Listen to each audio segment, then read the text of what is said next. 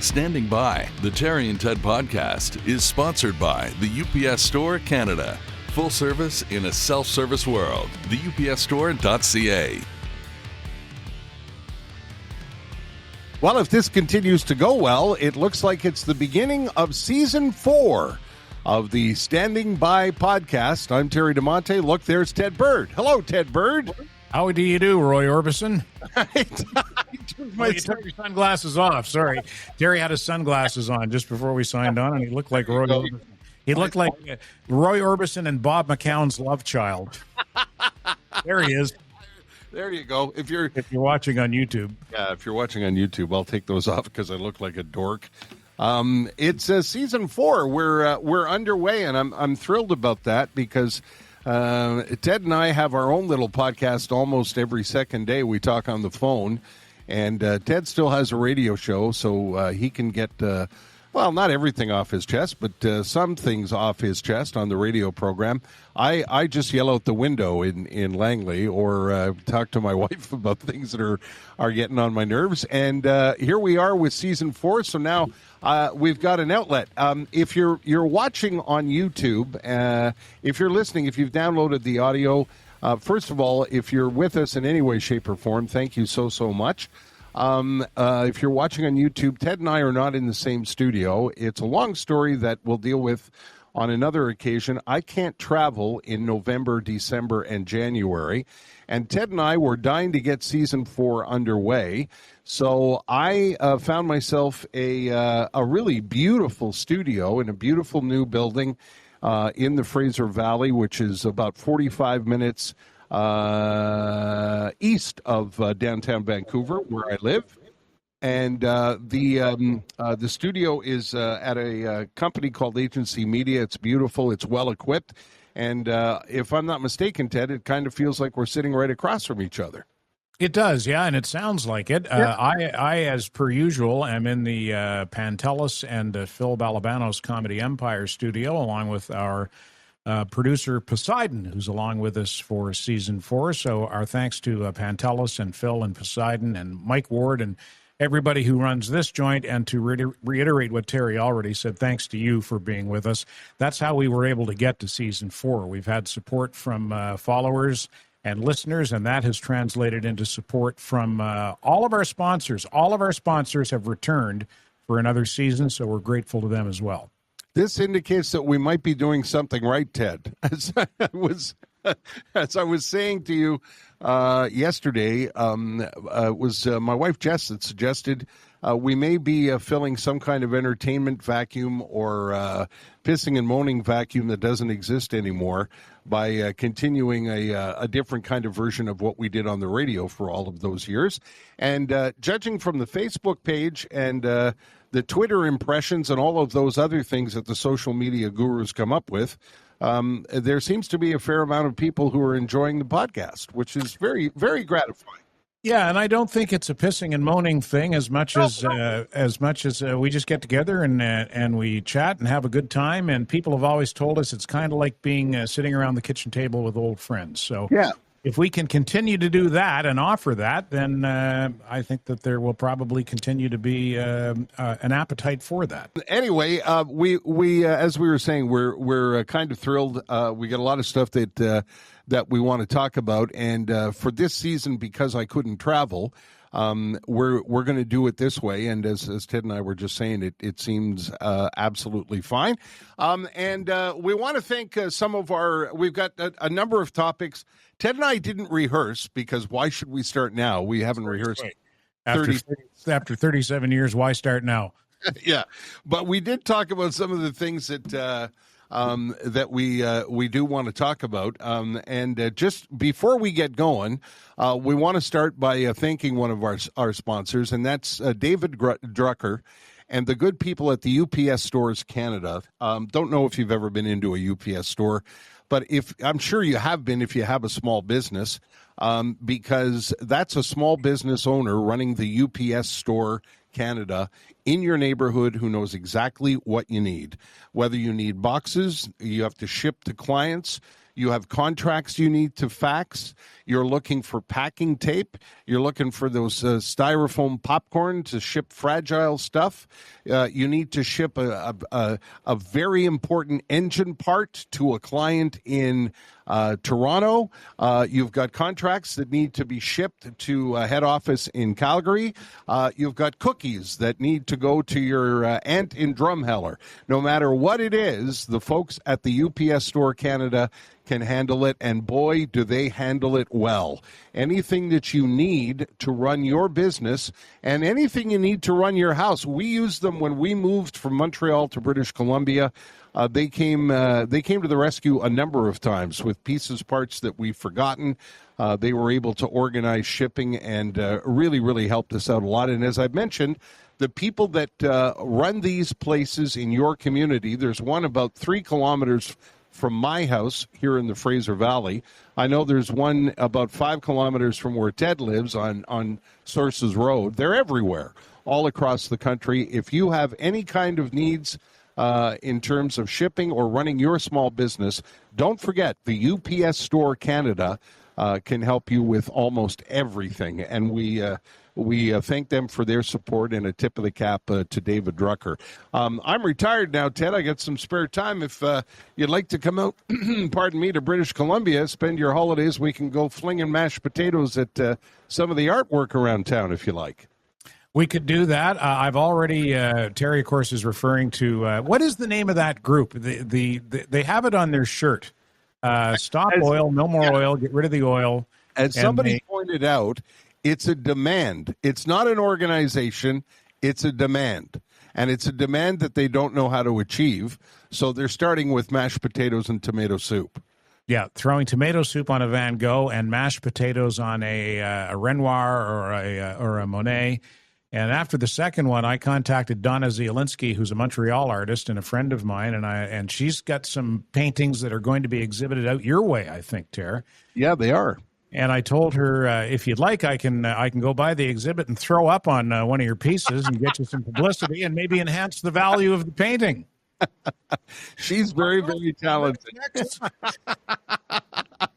Donna Zielinski's work with some Ted Bird vomit flecks.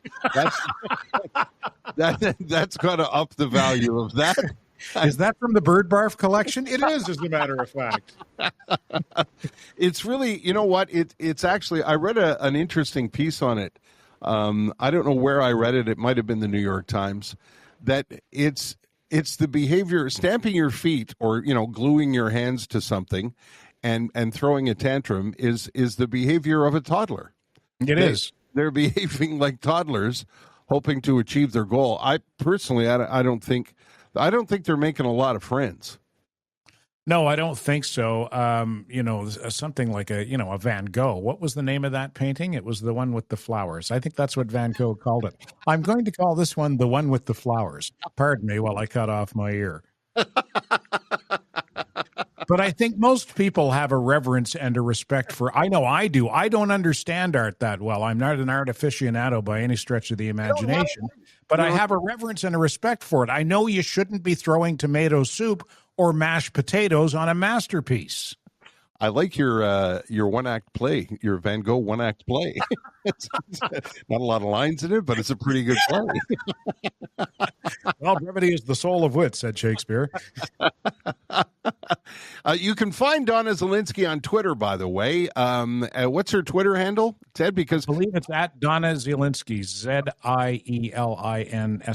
if I'm not mistaken. She's extremely talented, and I'm going to try and get to see some of the work that she's got here at the exhibition in Vancouver. She's really an up-and-coming, very, very talented Canadian artist. And if you're on Twitter, by the way, you can find a lot of up-and-coming talent on Twitter who are starting to use Twitter to market their style and market their exhibitions and their work that you can buy online. Although, I don't know what's going to happen with all of that now that Elon Musk has bought it. Have you been following that along? Well, you're going to have to filter out all the Nazis now, Terry, to find what you want to find, because Elon Musk he's just opened the door Yeah, for all the Nazis. Okay. I say that sarcastically. I love Elon Musk. I think he's the classic example of a guy with "fuck you" money. Yeah. Yeah. And he uses it to say "fuck you." I'm buying Twitter. And he has fun with it. I don't think he's mean-spirited. I don't think he's evil. I don't think he's dangerous. I think he's just a guy who A, likes to have fun, and B, he's a free speech absolutist. Yeah. And I don't necessarily think there's anything wrong with that. And I know there's free speech and there's hate speech, but hate speech is not necessarily just an opinion that you disagree with. If you disagree with somebody on something, you can't blow it off as hate speech. That's not how it works, I think death threats probably qualify as hate speech, and I wouldn't want to see death threats regularly on Twitter. But I like it. I like the move. I like the fact that the universe is a delicate balancing act, and it's constantly correcting itself. And I think Elon Musk, as a free speech absolutist, taking control of a social media platform, a major one, if not the major one, is part of the universe balancing itself. Nobody's going to ask me for financial advice, but I'll tell you, when I look at it, I'm not so sure. I don't know how it all works. I don't know if it was a great investment. I wonder about how he's going to handle all of the authorities around the planet. Because remember, he's now got a platform that is in markets like England and France and Italy and Germany and Korea and places like that where all the regulations are different and there's governments to answer to, and I don't know. I guess when you have a giant brain like him, you can handle all of that stuff. But $44 billion, I mean, that's a lot of zeros. Yeah, it sure is. But Twitter is it's a worldwide phenomenon. I believe that it is the biggest social media platform. I might be wrong there. I guess Facebook's up there, and I guess TikTok's getting up there as well. But I don't know how Twitter makes its money. Are there ads on Twitter? I don't see ads on Twitter. Oh yeah, absolutely there are. Yeah. And you can even click on an ad you don't like and say I don't like this, and it disappears. Oh really? Eh? Yeah. Well, where do they show up? Because I don't look for them. Yeah, well, you're scrolling past them because that's like media companies, like I would think Agency Media, the building that I'm sitting in Langley, would probably help you design an ad that looks like a tweet, and you wouldn't know it until you're actually looking at the tweet. That's what I think, but I don't run a media company, so. Speaking of the tweets, do you want to do the tweet sheet? This seems like an appropriate segue to go into our tweet sheet. Yeah, you with your segues, Mr. Fancy Pants. The tweet sheet is something I do on my radio show on Light 106.7, Monday to Friday, and Terry and I do a tweet sheet on our Saturday show, Saturday Morning with Terry and Ted. Okay. There are some that I can't use on the radio, so I save them for the podcast. Yeah, I think we've got 3 of them here. I'm going to need you to up the font on that a little bit. This isn't a dirty one, but it's a funny one from @Bob Golan. 50% of Roger Federer's name is And I did the math. It is. It's 50%. Is 50% of Roger Federer's name. Okay, that's not a dirty one. No, but I think I'm sure that I must have included at least one good dirty one here. Okay. From Davis stated, there weren't many people at no proofreading club. It was quite.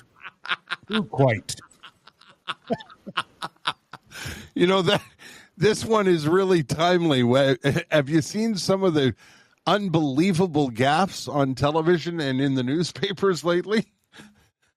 I know that I haven't seen any lately, but I know that they always pop up, inevitably. Yeah. And I can't tell who that one's from, but it's phone call. Me. Hello, doctor. Hi, it's your doctor. Are you sitting down? Me. Yes. Doctor. Yeah, I thought you would be, you fat bitch. Scroll down on that a bit, Poseidon, so we can see who that's from. I want to make sure they get the right. Pouty McGee. Pouty McGee is that a regular of yours, Ted? For the G Pouty McGee, I think that says. Yeah, she is, as a matter of fact. Yeah. Is that the end of the tweet sheet? That's the tweet sheet for this week. Yep. I like that. You know, I was trying to recall where I first heard the phrase "fuck you, money." I think it was Donald K. Donald used that phrase years and years and years. Yeah, I think it started out. I remember one day he said to me, "Michael Jackson has giraffe money." And I said, "Giraffe? What's giraffe money?" He said, "That's enough money that you would buy giraffes. You know, you have enough money to buy giraffes. You don't have to worry about." What don't I have? Let's see. Exactly. I don't have a giraffe. And he said, and I said, "Giraffe money?" He said, "Yeah, kind of like fuck you money." And I said, "Well, you know," he said, "Like, you know, Michael Jackson, Elton John, these people, you know, they can do whatever they want, and they don't have to worry about what people say, what people think, what people do. They can just do it."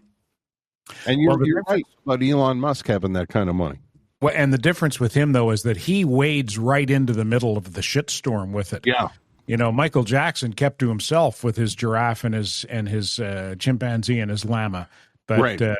Elon Musk uses that money to go looking for somebody to say "fuck you" to. Yeah, and I speaking of Elton John, I just contributed to his "fuck you" bank account. I went to see him twice last week. As we're recording this, my wife and I went on Friday night, and we were so taken with it, we went on Saturday night, his very last Canadian show, which I thought was really special for me because I first saw him at the Montreal Forum back in 1974. And as Jess and I were watching the show on Friday night, we were saying on the way home, Elton John is pretty much, you know, when you look at his career, it's such an impressive run, and he's managed to stay. What's the word I'm looking for? Relevant? Yeah, he's managed to stay relevant. Thank you, Ted. That's the word I was looking for. He does a duet with Dua Lipa at the end of the show. Dua Lipa is a current artist that he discovered and does a duet with, and he's really played his cards well, so that he's had hits in the 70s, 80s, 90s, the aughts, and now into the 20s. And it's been a remarkable run, and because of my age, I guess that's the soundtrack to my life. And as you and I were saying, Ted, as we get on, those things come into perspective harder, and they seem to take a bigger emotional toll. So at a couple of times during the show, I was doing this. Well, they're reminders of your mortality. Yes, they are. Yeah. Yeah. He's not singing "You're Gonna Be Dead Soon," but "You're Gonna Be Dead Soon." And me too. Do you think that he will retire? What's that? Do you think he will retire? Because he doesn't strike me as the type. He's so passionate about what he does. I think he's going to keel over at the piano. Maybe. Yeah. Well, I don't think he's going to. I think he is going to retire from the road. One of the things that I've noticed about him, because I've been lucky enough to, I met him in the 1980s, courtesy of Donald K. Donald, by the way, who took me to see him when he was playing Jerry Park, and he brought me backstage. And we went into his trailer, and there's a picture of me backstage with Elton and a few other people during the 80s version of Elton John. And when we went up the stairs into the trailer and I stood in front of Elton John, I said, I wasn't very dignified because I was in shock. But he was kind of crabby and a little pissy through the 90s and into the aughts. And now he's awash in gratitude. And he said on stage that he was very grateful for everything the fans had done for him. He was grateful to Canadians. He mentioned he was grateful that his 2 children have Canadian passports. And he said that he's going to be 76 soon. And he wanted to spend time with his children. And he still has, after he left Vancouver, he's going to do Dodger Stadium. Then he's off to Australia and Europe. So he's not going to be finished until he's 76 or 77. And I don't think he's going to go back on the road after that. But I think he will continue to record. Is he in 12-step recovery, do you know, or did he go through alcohol or drug rehabilitation? I'm not sure if he was a 12-stepper, Ted, but he's been sober for, I think, over 25 years now. Well, there you go, because you mentioned gratitude numerous times, and that's one of the cornerstones of sobriety. Yeah, he really mentioned he he was keen to mention it a couple of times actually, and that was a nice change, I thought, coming from the stage. Can I tell you a story about Vozwin? No, sir. Okay, then. See you later. Yes, of course. I was saying before we push record on this particular edition of the podcast, what on earth is a couple of knuckleheads like us doing speaking for an engineering company? Well, I think that Sean Smith, who owns and operates Vozwin, is looking for a couple of knuckleheads like us. Not only a spokesman, he's looking for knuckleheads for clients as well. I shouldn't say knuckleheads. He's looking for people who don't have engineering expertise, but who have ideas that require engineering expertise. As an example, last season we had Murray Sheriffs on the show, and we said, Murr, do you have any invention ideas? And Murr said, yeah, I would like to invent a baby seat, a baby car seat, that when you put the baby in, you can swivel the seat around so that it's facing out of the car.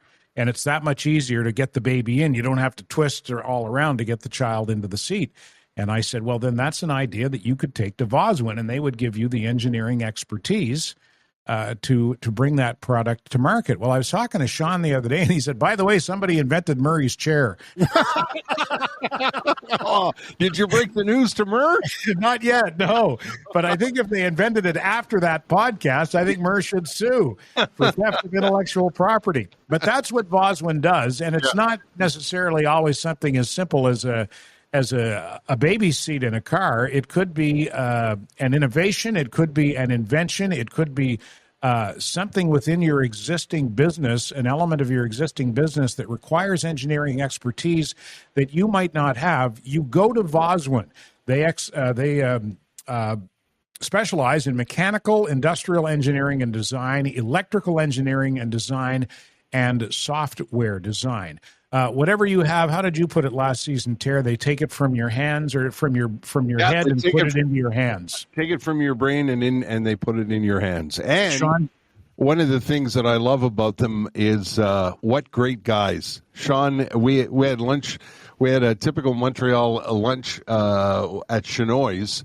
Smoked meat at Chenoy's. Yeah, with Sean, and boy, oh boy, what good people he is, and he's got good people around him. It really is quite a treat to speak for him. From your head into your hands, Sean calls vision to innovation. Stop the spin. Call Vozwin, Vozwin, Vozwin.com. Shall we write a jingle for that? You want to sing a song? Stop the spin. Call Vozwin. No, I don't. Okay, good. Hey, you were talking about gratitude earlier, and last week on the little radio program we have on Saturday, your bird droppings was about Carrie Price, and I want you to touch on that because I thought it was a nice bird droppings as usual, Ted.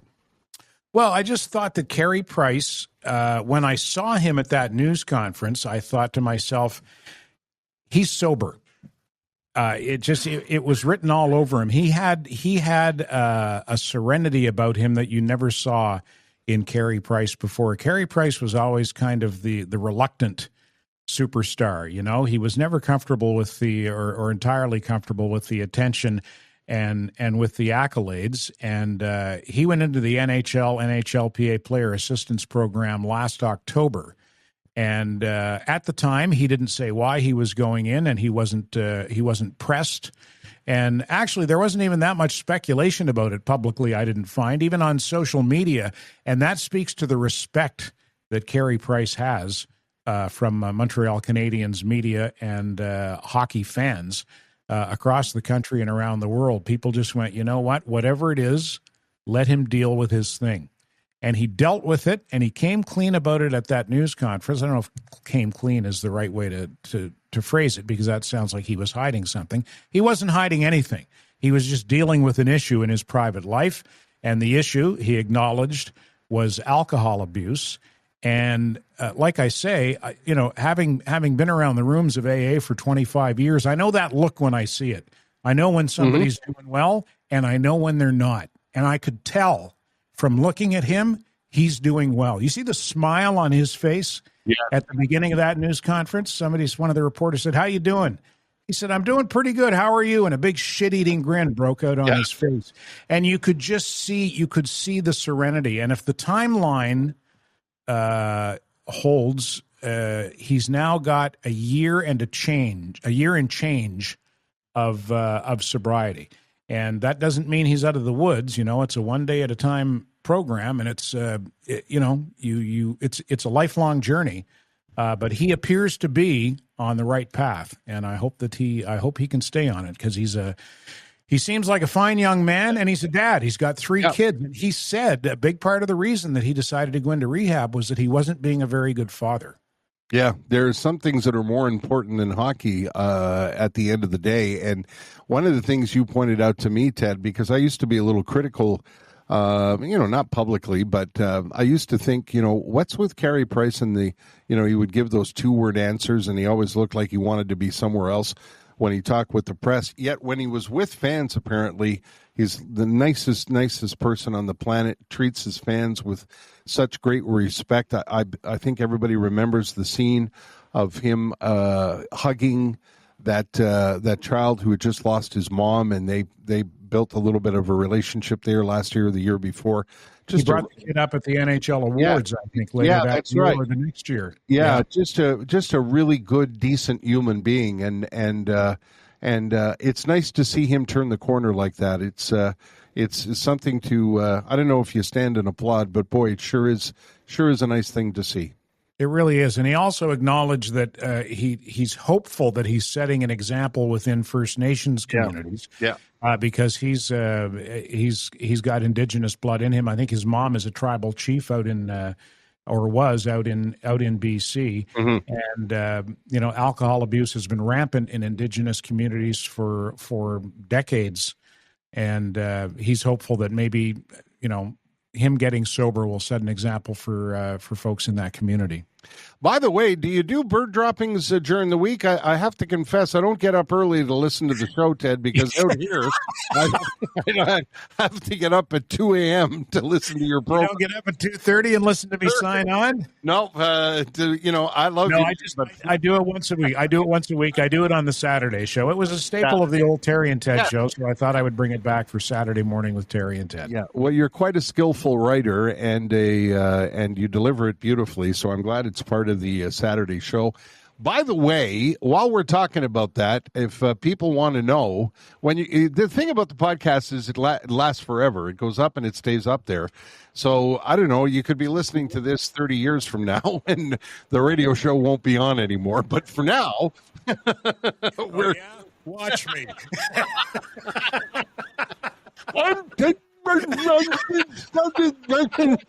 like Ted, but I can't understand a thing he's saying. Now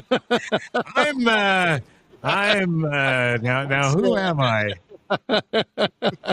But if you want to listen, people complain about the signal because it's a little tiny radio station that hopefully is the thorn in the side of other radio stations. But you can listen on your speaker and on your smart speaker, and you can also listen online, right? All of the hullabaloo. iHeartRadio app, light1067.ca, smart speaker. The signal leaves something to be desired. It serves the community that we're targeting, which is Hudson, St. Lazare, Vaudreuil, Soulanges. But basically, we have roughly the same reach as a 17th century town crier. Hear ye, hear ye. That's how I like to start the show every morning at 5:30. Hear ye, hear ye. Yeah, it's we have a lot of fun, and again, it's an East Coast West Coast thing now because I got pushed out and made a beeline for the West Coast. Where I've been now for a little bit more than a year, and there are some good things and there are some bad things about it. Holy shit, do we miss the food back home, I'll tell you, along with some of the people.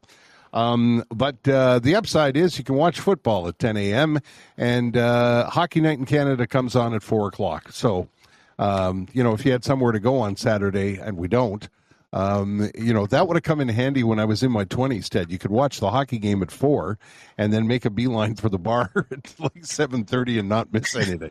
Or you could watch the late game at 7. Yeah, that's right. And you know what? I find it strange because we were watching the Battle of Alberta last weekend, and that usually signaled, late night on Saturday. When I see the Oilers and the Flames, I was usually at home with, company, and we were already 5 or 6 drinks in. Yeah. And here it's barely 7 o'clock, so it's kind of a strange thing. You were saying to me when we were talking last week, though, that the East Coast rules still apply, though. They always change. I guess it was when the Canadians were playing in St. Louis. Yeah. And they started the game at 6 o'clock St. Louis time, which is a weird time to start a hockey game and to ask people to be at the rink. Yeah. But they did that to accommodate the Eastern time zone. It was a 6 o'clock Central time, 7 o'clock Eastern time. Yeah. I lived in Winnipeg, and I've lived in Calgary, and now I live in British Columbia, even though I'm born and raised in Montreal. And I'll tell you, when I lived in Winnipeg and Calgary, and now that I live in Vancouver, the East is a real thorn in the side of the people that live out West, because everything it's what they say about Toronto-centric? That's true. That's absolutely true. The people droning on and on about the goddamn Maple Leafs and going on and on and on about Toronto, like when we were trying to find out,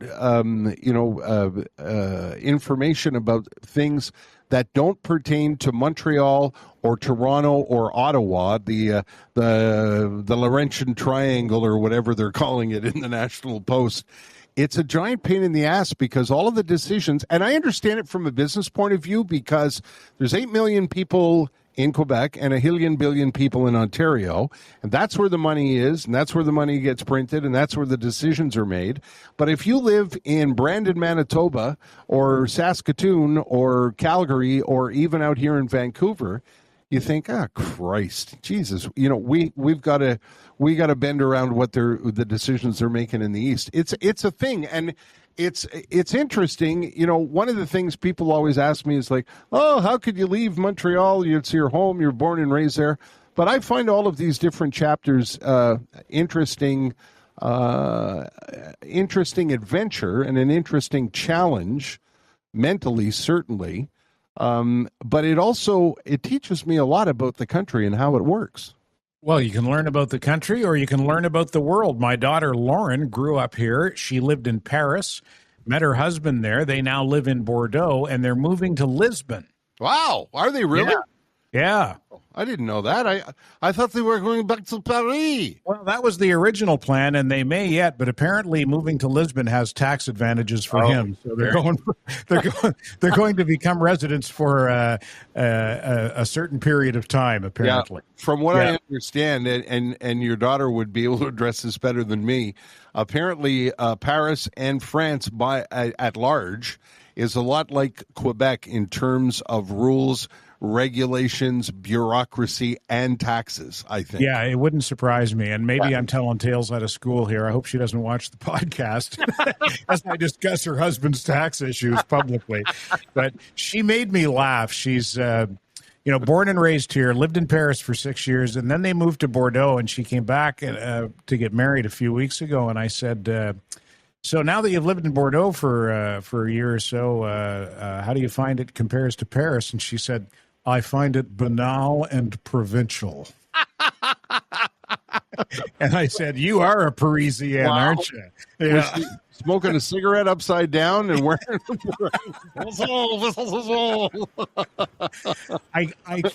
I'm guessing that there's sort of a Montreal to Quebec City kind of relationship between Paris and any other large but not as large city in France. Yeah, it's an interesting thing, and I get it, because they're all of the things that make Montreal a giant pain in the ass. Some of them, I confess, we miss. You mean like the shitty traffic and and the politics and the language issues? And they've closed most of the LaFontaine Tunnel for 3 years. Eh? Yeah, that sounds like fun, actually. And I understand. I was glad I was sitting down when I got the news. The REM is not. It's not finished on schedule. I understand. I'm not aware of that. Yeah. Listen. Speaking of driving, I was just wondering if you had any money left. because of your car. Everything I've poured into the Bavarian money pit. Yes. Well, you know what? I bought a 10-year-old luxury car. So what do you expect, Yeah. It's a luxury car. Well, A, it's 10 years old, so things are going to go on it and they're going to have to be replaced. B, it's a luxury brand, so when it has to be replaced, you're going to pay a premium on it. So I kind of knew up front what I was getting into, but I also knew that I would deal on a regular basis with Merson Automotive. And I know that the Mersons will never do anything to my car that doesn't need to be done. They will never sell me a product that I don't need. And furthermore, if I have something or if I require something that they don't specialize in, they'll send me somewhere where the proprietor operates along the same principles as they do, with honesty and integrity. Case in point, last year I needed to get a new windshield because I had a couple of big rock chips and one of them started to crack and the crack started across the windshield. And I thought, oh my God, this is going to cost a fortune. A windshield for a BMW. So Celso and Merson said to me, go see Jack at Jacob and Jacob down the street here on St. Jacques and NDG. So I went down and I saw Jack, and Jack replaced my windshield. And Jack, don't kill me for this. He might have given me a better price than other people, $300. Oh, jeez. $300 to replace my windshield, and I thought I was looking at $1,000 at least. Yeah, so, well, that's the Mersons looking after you. We always say that, exactly, right? Yeah, numbers aside, that's the Mersons looking out for me and looking after me and sending me to someone else who they know that I can trust. And I've had a couple of situations with things that I needed for my car that they couldn't do, so they sent me to someone else, and both times I was treated right, just like I'm treated right at Merson Automotive. They specialize in tires, and this is the winter tire season. Drop by Merson and ask them about Nokian and Yokohama, two of the better tire brands. They'll fix up all tires for all cars. They'll find you what you need at a good price. I really liked your use of furthermore there. You don't hear that very much anymore. Oh, yeah? When did I furthermore? Well, you had a furthermore in there, and I thought, that's from the olden days, right? And furthermore. If you give me a chance, I might even slip in a hitherto. Okay. By the way, if you're looking for the Merson, start at mersonauto.com. That's where you can find them. This podcast season number 4, we've already talked about this, but I thought we would take a moment to say thanks to everybody who was on the Facebook page, because my wife Jess has been our social media helper outer, I guess. She's going to hate me for saying that, but she's our social media guru. That's right. She's the guru in the Gurette. The Gurettes. The Gurette. She's explained to me that people follow us on Twitter and go to the Facebook page whenever you post videos. Ted, you're very, very good at taking care of the Facebook page. What do people do? Just to type in "standing by," correct? Yeah, at our Facebook page, "Standing By," the Terry and Ted podcast. I think if you just type in "standing by," we're the first thing that comes up. Yeah, and we love the feedback, by the way. We've been getting all kinds of feedback and commentary from people. Like just in the last couple of weeks, we mentioned that we would be getting season 4 underway, and we got a lot of encouragement, and we're deeply appreciative of that. I just can't tell you how much we're encouraged by that. Thank you. Yeah, as well as Facebook, we're also on Twitter and Instagram. Instagram, where all the kids are.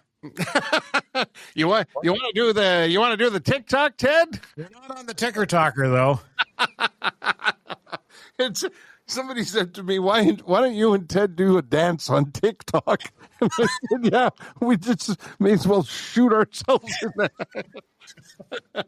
And 2 of us on TikTok with the latest. Do you go on TikTok, Ted?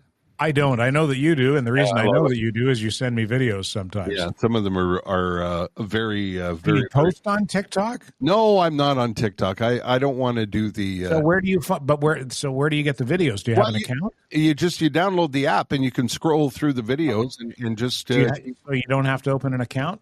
No, you don't. They've encouraged me to do open an account every once in a while, but I don't know what it is, but I find it. This is not fair because I'm 64.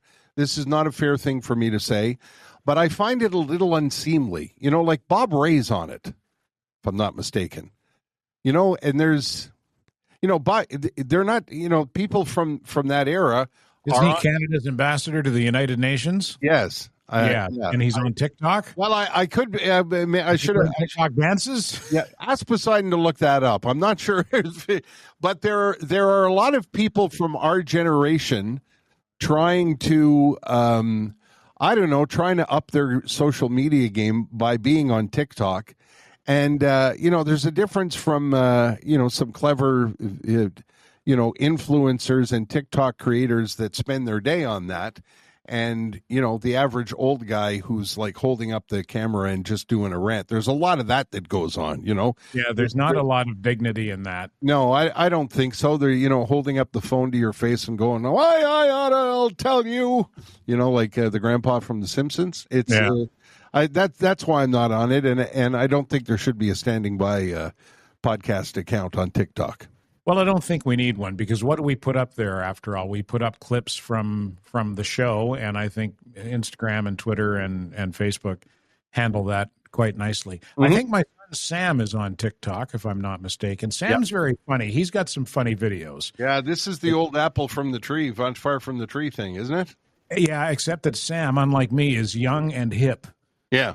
And he's very well-versed he's studying media at formerly Ryerson, now Metropolitan Toronto University. So he's very well versed technologically, and add that to a very clever wit. And Sam and his friend Rory have come up with some pretty funny stuff.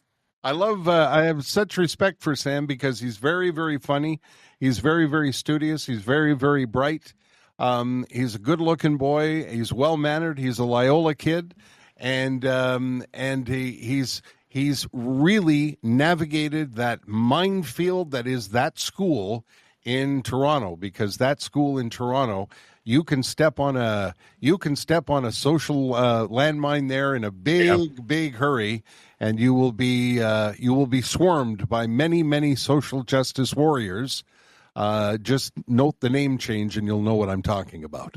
Yeah, Sam goes with the flow pretty good. He manages to avoid controversy, and he's very likable as well. Yeah, you wouldn't want to get into an argument. No. He's got a heart of gold. I like to say about Sam, he got all of his parents' good qualities and none of their bad ones. Oh, that's very sweet. What's the name of the bar that he dazzles people at again, Ted? Do you remember? It's Tironi Restaurant. Tironi Restaurant, yeah, Tironi, Terroni. Okay. And it's at Yonge and I believe Price, right up around Davisville. And Sam's a bartender there. Go up to the bar and say, hey, your dad sent me. He said the drinks were free. Now, I on the notes that you gave me for rehearsal, Ted, I just had a glance at it because you know how it's important that we follow the program. Well, yeah. You wrote doubleheader, and I have no fucking idea what that's about. Oh, it was the Elton John doubleheader. We already talked about that, yeah. All right, okay. We can talk about my football trip to Jacksonville. Yes, I would like to hear about this because I thought this was interesting. In case you don't know, Ted is a massive fan of the New York Giants, the National Football League, and tries to make a pilgrimage to go see the Giants play. Last year, you were, as you describe, on the right side of the tracks in Florida, Ted. Well, it was actually 3 years ago, pre-pandemic, 2019. Sam and I went. Sam is also a big Giants fan, third generation. We went to Tampa to see the Giants play the Tampa Bay Buccaneers. This was pre-Tom Brady. It was the year before the Bucs picked up Tom Brady. Beautiful day, great tickets. Giants won. Very exciting. Fans, opposing fans were terrific. They were very welcoming and good-natured, the Tampa Bay fans. Now, mind you, when the Giants go on the road, the two Florida games I've gone to, Tampa and Jacksonville, the stadium is awash in New York Giants blue. So you know there's a lot of people there who would have your back if there were trouble. But there was none in Tampa, and there was none in Jacksonville either, but the Jacksonville fans had a significantly chippier edge to them than the Tampa fans. And I kind of figured out between the football experience and just being around town and the hotel and going to restaurants and Uber drivers, North Florida seems like the wrong side of the Florida tracks.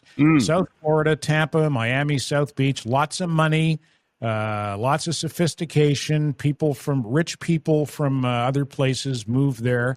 North Florida, everybody's from North Florida. Mm-hmm. And it's a different, and I'm not denigrating them. It's just a different social class. It's the South. It's Dixie to me. It felt like we were in Dixie. Everybody was y'all. Foghorn Leghorn. Exactly. Yeah. The Uber driver taking us back out to the airport in Jacksonville said, my oldest baby is 28. I'm 43. Was that the end of the story? She was just going on, and it was everything I could do not to go, so you waited until you were 15 before having your first.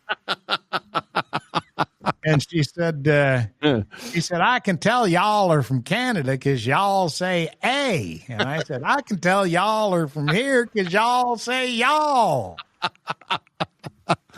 So it was you had a true way down in Dixie experience then, is what you're saying. Yeah, we really did. I'd like to visit. I've never been to Georgia or Alabama or Mississippi, like the Deep South, or what I envision as being the Deep South. I'd like to go sometime to see what it's like and to make that comparison. But that's what it felt like to me. Mm. It felt like Dixie. And I know some people would look at that with a negative connotation. I don't necessarily. Everybody was very nice to us. Yeah. I know that the U.S. South has an ugly history. If you go back, decades or centuries, there was some unsavory goings on there. But I think, a lot of that has changed for the better. Well, and if you talk to anybody who's been down that way, there is a legendary hospitality aspect. There's a warmth to Southerners, which I must admit I've not experienced, but I have watched Bugs Bunny, so I think that I've had a pretty good look. Are you from the South? I'm not only from it, sir, I'm in it. If you're a Bugs Bunny fan, you're going to get that reference all because can you even watch it anywhere, Ted?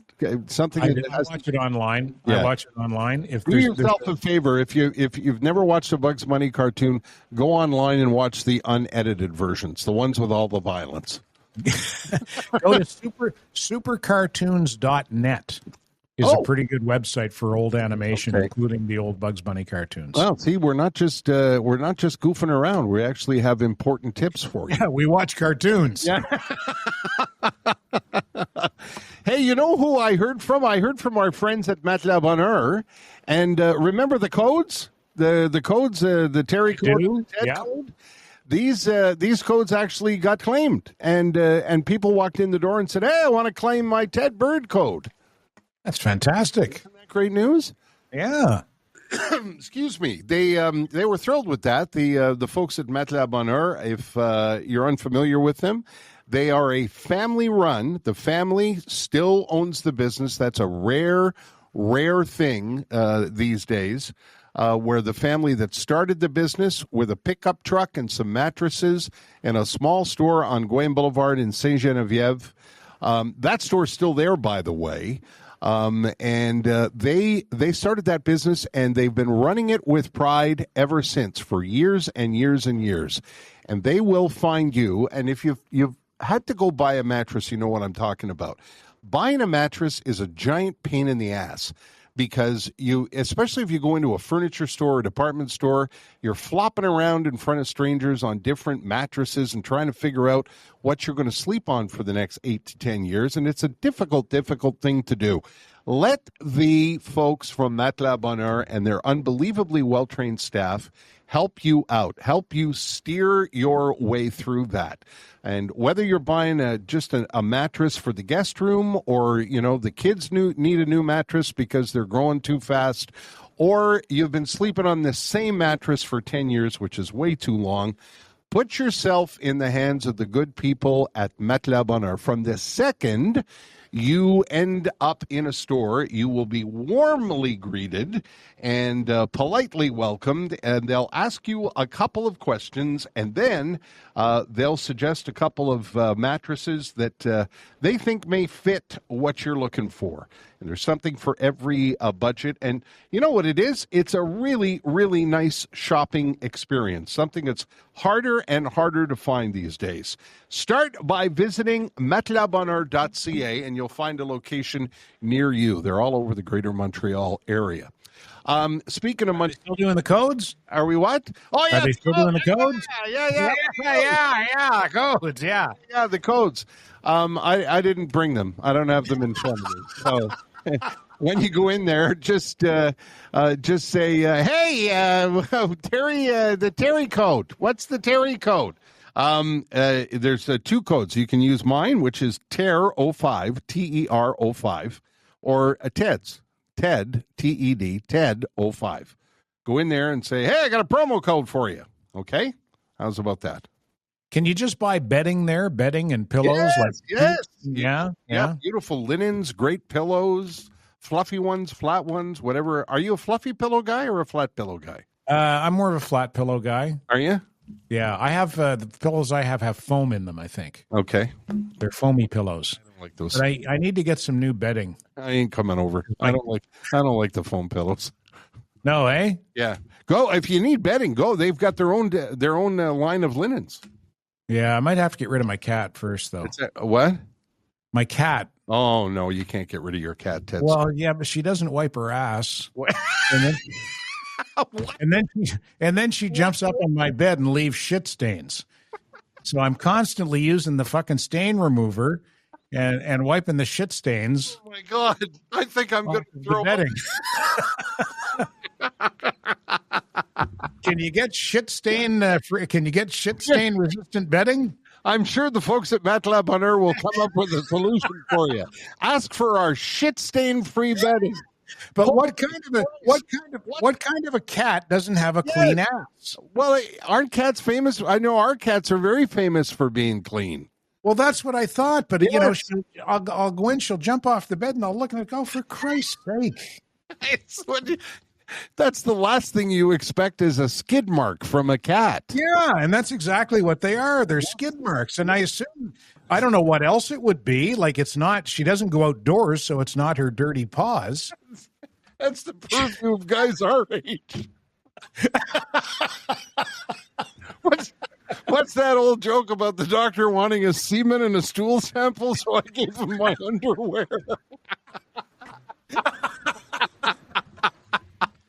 No, a urine sample. That's it. Yeah. Oh, jeez. It was classy up until that point. Yeah, well, you know what? I shouldn't have brought it up, but Christ almighty, I don't know what to do about that.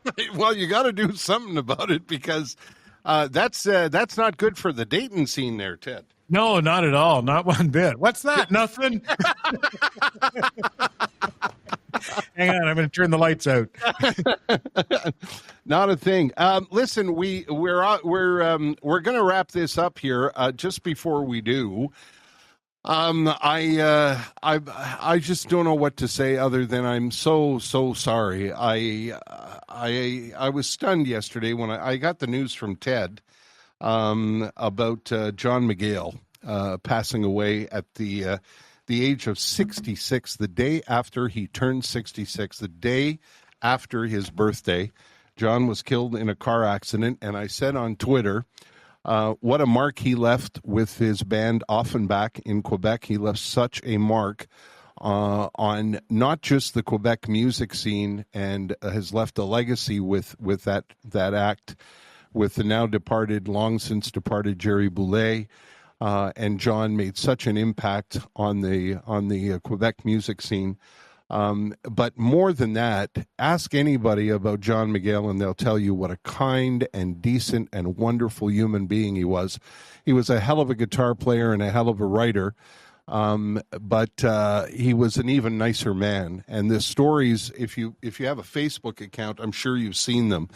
The stories across Facebook have just been remarkable, with people talking about meeting him, having breakfast with him, watching him at a club. He helped us with the Missing Children's Network all those years ago. He came out to most of our radiothons. Just a wonderful man, and a shocking thing to have happen the day after your birthday. He was killed in a tragic car accident in and around or near Laval.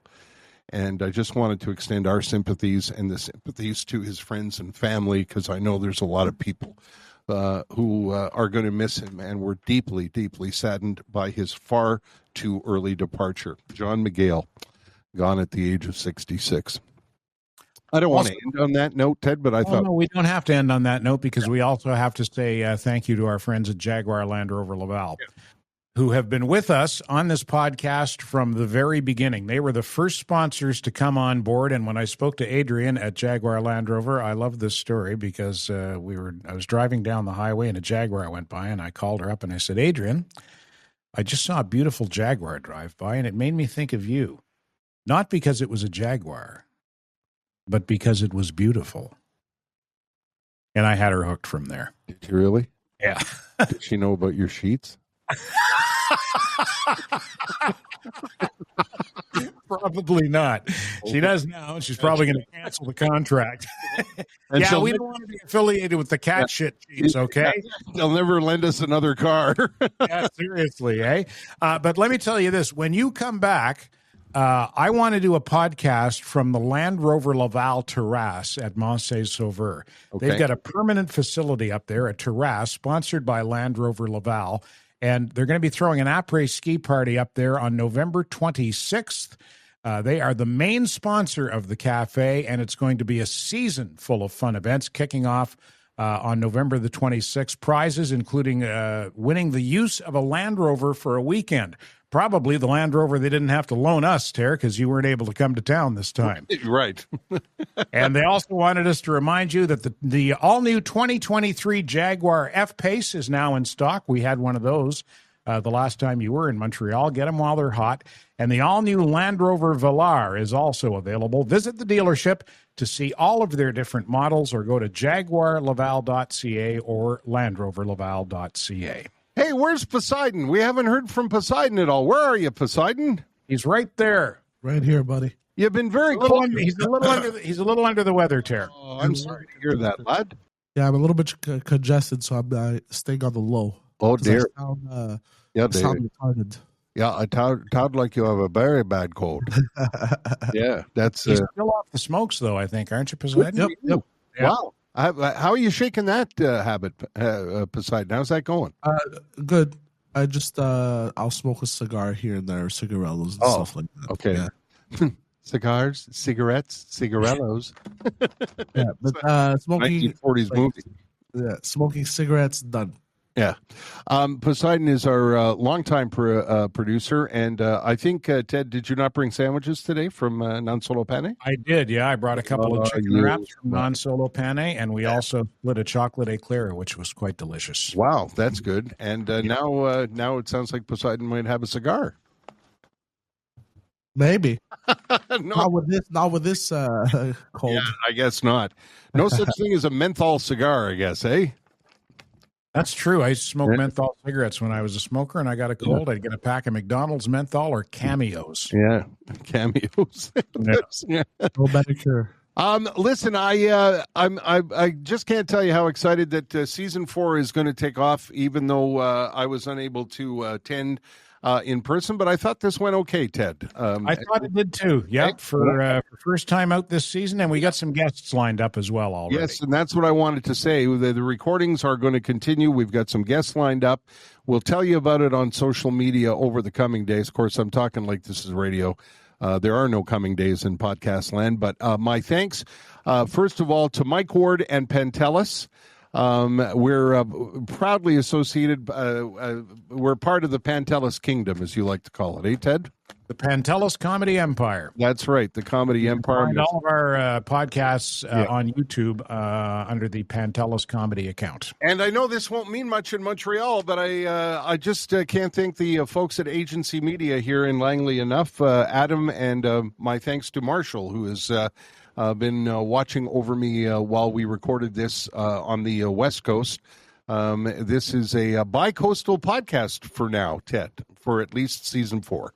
Well, not that there's anything wrong with that. That's right. We'll see you on our next episode. Thanks for joining us. You can print, ship, and more at the UPS Store, theupsstore.ca.